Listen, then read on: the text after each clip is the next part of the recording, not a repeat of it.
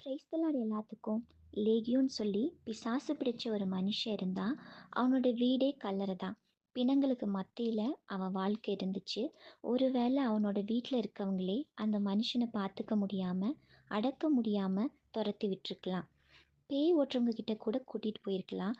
நிறைய ட்ரீட்மெண்ட் பார்த்துருக்கலாம். எந்த யூஸும் இல்லாதனால எல்லாரும் அந்த மனுஷனோட வாழ்க்கை அவ்வளோதான், முடிஞ்சு போச்சுன்னு சொல்லி நினச்சி அந்த மனுஷனை மறந்தும் போயிருப்பாங்க.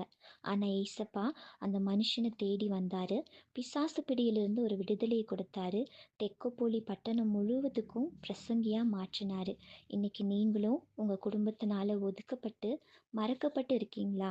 என்னை விசாரிக்கிறதுக்கு யாரும் இல்லை, என்னோட பிரச்சனைக்கெல்லாம் ஒரு விடுதலை கிடைக்குமா அப்படின்னு சொல்லி கவலையோடு இருக்கீங்களா? ஏசப்பா லேகியோனை தேடி வந்தது போல உங்களையும் தேடி வருவார். மனுஷங்களை போல பாதியில் விட்டுட்டு போகிறதுக்கு அவர் மனுஷன் இல்லை, அவர் தேவன். ஒருத்தவங்களோட வாழ்க்கை தாயோட கருவறையில் ஸ்டார்ட் ஆகி கல்லறையில் முடியும். ஆனால் இந்த லேகியோனுடைய வாழ்க்கையை பார்த்தீங்களா? கல்லறையில் தான் ஸ்டார்ட்டே ஆகுது. சுடுகாட்டில் இருந்தவனை சுவிசேஷகனாக மாற்றின ஆண்டவர், பிசாசு பிடித்தவனை பிரசங்கியாக மாற்றின ஆண்டவர் உங்களோட வாழ்க்கையிலையும் விடுதலையை கொடுத்து உங்களை உயர்த்தி வைக்கிறதற்கு அவருக்கு இது லேசான ஒரு காரியம். ஆகையால் குமாரன் விடுதலையாக்கினால் மெய்யாகவே விடுதலை ஆவீர்கள் சொல்லி வசனம் சொல்லுது.